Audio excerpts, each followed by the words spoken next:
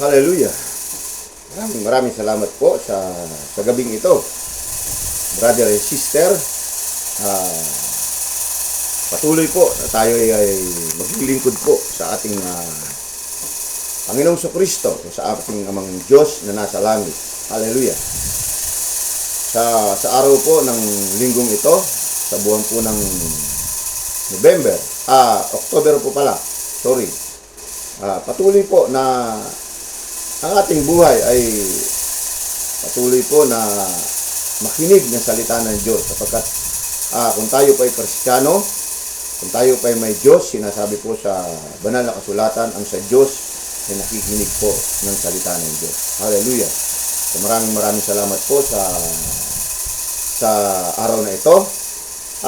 Nung nakaraang linggo po, ang aking ko pong binahagi sa inyo ay yung patungkol po rito sa pamamahala sa Roma po. Ito po ay nasa aklat ng Roma. Kung ako hindi nakakamali sa 13, na ang pamahalaan po at ang namumuno sa pamahalaan, ito po ay itinalaga ng Diyos. Kanya ito po ay igalang natin kung sino man po ang lumalabag sa pamahalaan. Ito po ay lumalabag din sa Diyos. Magkabukod po ito doon sa naglilingkod sa Diyos. Yung mga nagpapahayag o nagsisharing ng words of God, magkaiba po ito. Iba po itong itinalaga ng Diyos sa isang bansa, sa isang pahamalaan. Kasi kung wala po tayong batas na hindi nagtalaga ang Diyos o hindi gumawa ng mga alituntunin, hindi po makabubuo ang mga tao ng isang bansa kung wala po itong mga alituntunin na to. Kaya ang pahamalaan po ay itinatag ng Diyos at nilagyan ito ng isang pamumuno. Maging ang namumuno rito, maging masama o mabuti, siya po ay itinalaga dyan upang maglingkod sa anumang pinaglilingkuran niya para sa mga mamamayan. Hallelujah. So, kaya ito po yung aking ibinahagi sa inyo nung nakaraang linggo po, na kasi ang nangyayari po ngayon, marami ang mga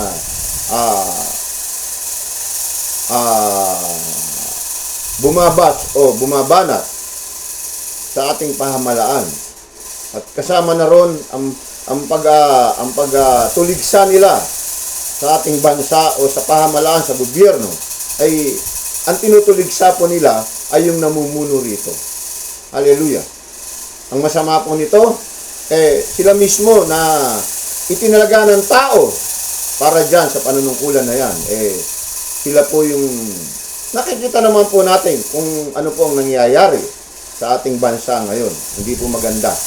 Sapagkat ang mga leader po ang siyang pumupuna sa kapwa leader nila. Hallelujah. Ito po ay ipanalangin natin sa Diyos na maayos po ito, na magkaroon po sila ng magkaroon po sila ng pagkakaisa sa pangalan ng ating Panginoong Kristo, na magkaisa sila. So sa ngayon po, ang ibabahagi ko po sa inyo, mga kapatid ko, ay itong narito po sa Hebreo, Kapitulo 13, talatang 5. Hanggang dito po sa 9 po. Ito po ay tungkol sa mga Kristiyano. Higit sa lahat, doon po sa mga nagli-leader sa isang kongregasyon o sa isang church. Hallelujah. Kasi ito po ay, kung di ako nagkakamali, ito po ay itinuro ni Apostol Pablo sa mga Hebreo po. Kaya niya po ito itinuro siguro ng kapanahunan na yun, sapagkat nakikita niya ang pagkukulang ng mga Kristiyano na naglilingkod dito sa lugar na to, sa mga Hebreo. Hallelujah. So, babasahin ko na po rito sa talatang 5. Huwag kayong magmukhang salapi. Masiyahan kayo sa anumang nasa sa inyo, sapagkat sinabi ng Diyos, hindi kita iiwan ni pababayaan man. Walang pag-agam-agam na masasabi natin, ang Panginoon ang tumutulong sa akin. Hindi ako natatakot. Ano ang magagawa sa akin ng tao? Yan po ang sabi doon sa aklat ng Hebreo. Alalahanin ninyo ang mga nangangasiwa sa inyo, nagpahayag sa inyo ng salita ng Diyos. Isipin nga ninyo kung paano sila namuhay at namatay. At tularan ninyo ang kanilang pananalig sa Diyos. Si Jesucristo nakaraan, siya rin ang kasalukuyan. Siya rin ang magpakailanman. Huwag kayong patangay sa sari-sari at kakaibang turo. Mas mabuti pa para sa atin ang magpatibayan ang ating kalooban sa pamamagitan ng kagandahan loob ng Diyos kaysa sa pamamagitan ng pagsunod sa mga utos tungkol sa pagkain. Ang mga sumusunod dito ay wala namang natatamong kapakinabangan. Hallelujah! So, sinasabi po ni Apostol Pablo sa turo niya sa mga Hebreo na huwag po tayo maging mukhang pera. Kasi alam niyo po ba kung bakit ito sinasabi huwag kayong magmukhang salapi. Kung ito po ay babasahin natin itong bagong tipan dito na po sa bagong tipan. 'Di ba binabanggit doon sa libro. Hindi ko lang alam kung saang libro 'yon na ang salapi po ay ugat ng lahat ng kasalanan. Sinasabi po doon sa banal na kasulatan. So kaya binibigyan tayo ng babala dito po sa aklat ng Hebreo. Hallelujah. Na huwag tayong magmukhang salapi. Kasi bakit po nabanggit ito mga kapatid ko? Ito ay binibigyan po tayo ng pag-iingat ng Biblia. Sapagkat ang salapi po, yan po ay isa po sa kapangyarihan ni Satanas na hindi po natin minsan natatanggihan. Hallelujah. Napakarami po ngayon na ganyang mga kongregasyon ang nabulag na po ng salapi nang akala po nila ng kanilang paglilingkod ay sa Diyos pa rin. Hallelujah. Marami po ngayon. Meron nga po mga church ngayon, hindi na lang sa loob ng simbahan humihingi ng ikapo, kundi pati ang mga ibang tao ay hinihingan po nila. Itong kung nakikita nyo po na tinatawag na nag-i-evangelize sa mga kalsada at pagkatapos na nitong mag-sharing ng salita ng Diyos, may iikot po dyan na may mga mga love offering na nakalagay, love offering kung tawagin. Hallelujah! Ito po ay sumasakop dito sa sinasabi ni Apostol Pablo na huwag tayo maging salapi o huwag tayo magmukhang pera. Sapagkat bakit? Ang ating pong pagiging Kristiyano, according to the faith, ayon sa pananampalataya po, hindi po ito kung ano po yung ikinabubuhay natin. Nang tayo ay pumasok sa ating Diyos, sa ating Panginoong Kristo, tayo po ay nananampalataya. Kasama po dyan ang ating pananampalataya na anumang mangyari sa buhay natin, hindi tayo pababayaan. Kaya nga sabi rito, hindi kita iiwan, ipababayaan man. Walang pag-agam-agam, masasabi natin, ang Panginoon ang tumutulong sa akin, hindi ako matatakot. Ano ang magagawa sa akin ng tao? Hallelujah! Ako nga po magpapasalamat sa Panginoon sapagkat ang Diyos ay napakabuti sa akin. Hindi niya po ako pinababayaan. Meron nga po isang pangyayari na wala po akong sinisiraan dito. Ang aking i-share dito, mga kapatid ko, yung kabutihan ng Diyos na sinasabi nga rito, hindi kita iiwan, ni pababayaan man. Ang sabi po rito. Kasi ito po, itong mga nakaraang medyo nawalan po ako ng tinatrabaho. Dahil ako po ay na-block po ako dun dito po sa aming village. Na-block po ako. So, hindi po ako makapasok ng aking pag-upholstery o ng aking mga nalalaman. Parang ako mabuhay po. Hindi po ako makapasok. So, hindi po nakikita ng mga taga rito sa village na to kung bakit wala na akong mga post na ganun. Hallelujah. So, ako po nagtaka. Bakit ako nawala sa ere, na-block po ako. So, wala po akong makuhang income. Wala po akong makuhang trabaho.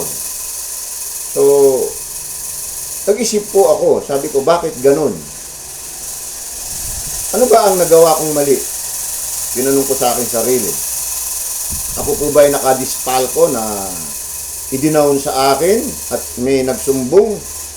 Ako po ba ay nakasira ng isang bagay na ginagawa ko? Isip po ako ng isip. Kinabahan din po ako. Bakit ako na-block? Bakit ako nawala sa ere? Baka may nagawa akong hindi maganda. Baka meron akong natrabaho na nasira ko na hindi na sa aking nag-message. Dumirekta na ron sa ganong kinauukulan. So, nag-worry din po ako. So, nang malaman ko po, ito po itinanong ko sa isa sa mga member ng samahang dito sa South Green Heights. Kahit ito po ay naririnig nila. Wala po akong sinisisi rito. Kung yun po ang desisyon nila, okay lang po. Dahil yun po ang pasya nila. Ginagalang ko po iyon. So, ang point po rito, nanalangin po ako sa Diyos. Sabi ko, Lord, hindi ko alam kung ano ang aking nagawa. Hallelujah. Subalit, ito po ay nalaman ko sa isang kasama ko. Hindi ko na lang po ito babanggitin ng pangalan.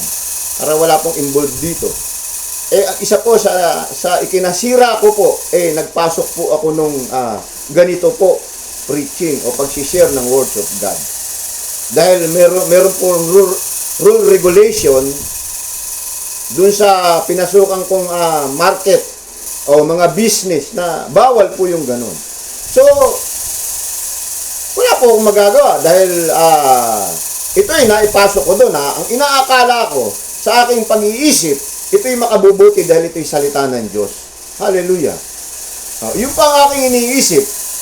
So, ang point po rito, ito nga po, sinasabi rito, walang pag-agam-agam na masasabi natin, ang Panginoon ang tumutulong sa akin, hindi ako matatakot. Ano ang magagawa sa akin ng tao? Ano ang magagawa sa akin ng tao? Hallelujah. So, ito po ang pinag-uusapan dito. Hindi ko sinasabing ako naargabyado, hindi po. Kung yun po ang kapasyahan nung namumuno, okay lang po.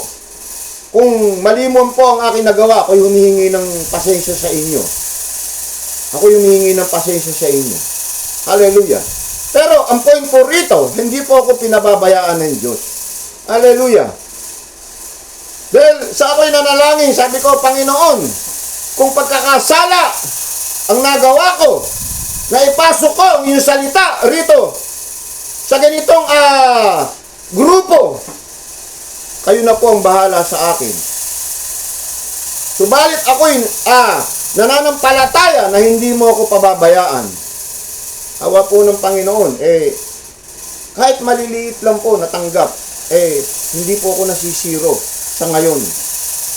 Ipinakita lang sa akin ng Diyos na ang aking pananampalataya, ang aking trust sa Kanya, ay hindi niya ako pababayaan. Hallelujah. Kaya napakabuti ng Diyos. Napakabuti po ng Diyos. Hindi ko po sinasabing, wala po akong reklamo sa nangyari sa akin. Wala pa akong reklamo. Kasi kung iyan ang batas na dapat sundin, okay. Sundin po natin. Pero ang sa akin po, masama ba ang mag-share ako ng words of God sa aking kapwa? Dahil ito'y isa rin sa gawain ko. Kung ako man po ay nagkamali, ako po ay inyong patawarin na hindi ko po nalaman. Sa totoo lang, hindi ko po alam ang regulation. Kaya nga ipinasok ko yan dahil ang akala ko ito po ay makatutulong sa mga taong nangangailangan na uuaw ng salita ng Diyos. Yan po ang aking nais o nais ng Diyos. Hallelujah.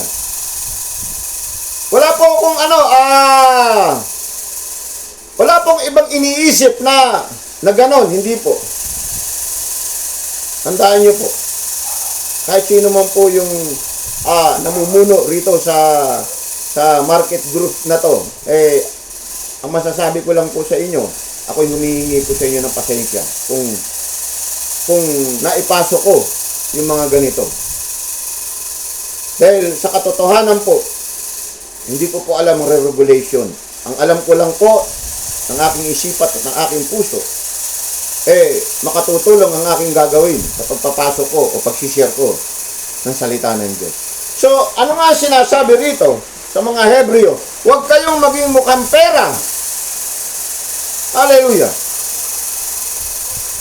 Yun po yung sinasabi rito ni Apostol Pablo sa mga manggagawa. Huwag kayong magmukhang pera. Alalahanin ninyo sa talatang 7, ang nangangasiwa sa inyo ay nagpahayag sa inyo ng salita ng Diyos. Isipin nga ninyo kung paano sila namuhay at namatay. At tularan ninyo ang kanilang pananalig sa Diyos. Si Jesucristo nung nakaraan, siya pa rin kasalukuyan, siya rin at magpakailanman. So ito po yung inuutos ni Apostol Pablo kung paano nagpakahirap yung mga naunang mga Kristiyano. So sila yung pattern natin. Kaya kung minsan dumarating sa atin yung mga trial na maraming Christian ng ganyan, gumagawa sila ng sarili nilang way. Di po ba? Gumagawa sila ng sarili nilang way. Anong ibig mo sabihin, Kuya Dolpo? Ibang pamamaraan para sila ay mabuhay. So ako hindi po. Patuloy po akong nananalig. Kaya nga nung mawalan ako ng mga hanap buhay, dahil hindi na nga ako nakapasok dito sa sa market sa South Green Heights Village, yung market, kasi diyan lang po ako pag nagpo-pulse ako, nakikita po yan ng mga taga rito, nagpapagawa po sa akin. So ako po ay nalungkot, subalit hindi nag-worry lang ako bakit ako na-block. Yun po ang ikina-worry ko. At minsan nag-message ako sa Facebook, wala ba akong chances o wala ba akong pagkakataon o ako man ay nagkamali. So wala akong magagawa ron sapagkat yun ang hatol po nila. Yun ang hatol nila na ganun tanggalin kagad ang isang tao na hindi man lang bigyan ng chances o pagkakataon. Kaya ako'y nanalangin sa Diyos, sabi ko, Lord, kung ano man po ang nagawa kong pagkakamali sa kapwa ko, ipaunawa niyo po sa akin. Subalit, dito po ako nabubuhay sa ganitong hanap buhay. O ako man po ay nakapang-argabyado, o meron akong nasira, dapat malaman ko para ito ay maging tinatawag na back job ko o balikan ko, ayusin ko itong trabahong nagawa kong pagkakamali. Hallelujah! Kaya nga po, ang sinasabi po rito, tularan ninyo ang mga naunang mga Kristiyano o mga nag-sharing sa inyo ng salita ng Diyos o nagbahagi sa inyo. Ang sinasabi rito, sino ang kauna-unahan nito? Walang iba kundi ang ating Panginoong Kristo. Siya yung nauna hanggang sa ngayon magpakailanman. Hallelujah! Kaya ito ay ipinapaalala sa atin na nagtuturo rito sa mga Hebreo. Kasi sa totoo lang po, tayo, nabubuhay po tayo sa pera. Kung wala po tayong trabaho, mamamatay po tayo. So, hindi naman po pwedeng ang Diyos magpadala ng pera. Hindi po. Bibigyan niya po tayo ng trabaho, ihipuin ng Diyos ang puso ng mga taong ito, kung ano yung nalalaman natin, at ito'y magpapagawa sa atin. So, ganun po ang nangyayari sa akin sa ngayon. Kaya ako'y nagpupuri sa Diyos at nagpapasalamat. Hindi naman po niya ako pinabayaan. So, patong-patong po ngayon ang trabaho ko, kahit ito'y maliliit lamang, mga repair na konting repair. Nakaka-raos naman po ako, kahit ito'y halagang 500 ang bayad sa akin, 300. Nakikita ko ang kabutihan ng Diyos na hindi niya ako pinababayaan. Hallelujah! Maraming salamat po. So, ang sabi pa rito, huwag kayong patangay sa sari-sari at kakaibang turo. Mas mabuti para sa atin ang mapatibay ang ating kalooban sa pamamagitan ng kagandahan loob ng Diyos kaysa sa pamamagitan ng pagsunod sa mga utos tungkol sa pagkain. Ang mga sumusunod dito ay wala namang natatamong pakinabangan. Hallelujah! Kasi meron pong mga ibang mga Kristiyano, yung tinatawag na pag sila na-distract na o na-discarril, hindi na po dumating sa kanila yung yung promise ng Diyos. So, yun nga, gumagawa na sila ng ibang way. Naghahanap po sila ng mga bagay na makalulutas ng kanilang suliranin. Hallelujah. Kanya nga sabi nga po rito ng ating Apostol Pablo, huwag kayong makikinig sa mga iba't ibang turo. Sa iba't ibang mga turo. Yun nga ang ginagawa ng tao. Kapag hindi nila nagustuhan yung nangyari sa kanilang buhay, maghahanap yan ng ibang magpapayo sa kanila. Hallelujah. Hindi po tayo ganun mga Kristiyano. Although pag minsan, matagal magbigay ang ating Panginoong Kristo para lang makita ang ating pananampalataya. Hallelujah. Kung maalala natin si Abraham, 1 taon bago binigay ng Diyos ang ipinangako niya. So, tayo minsan, 1 araw lang, oras lang, kapag hindi natin maunawaan ang ating pananampalataya, ang pag-ibig natin sa Diyos, nagdidesisyon na po tayo sa ating buhay na humihingi tayo ng advice sa ibang tao. So, pwede ka namang humingi ng advice. Pero, huwag mong kalilimutan na kung saan ka nag-grow sa iyong pananampalataya, manatili ka ron. Kung doon ka nagiging mabuti, kung doon ka nagiging matuwid, kung doon ka sumusunod, nagiging maayos ang iyong buhay. So, huwag kang palipat-lipat.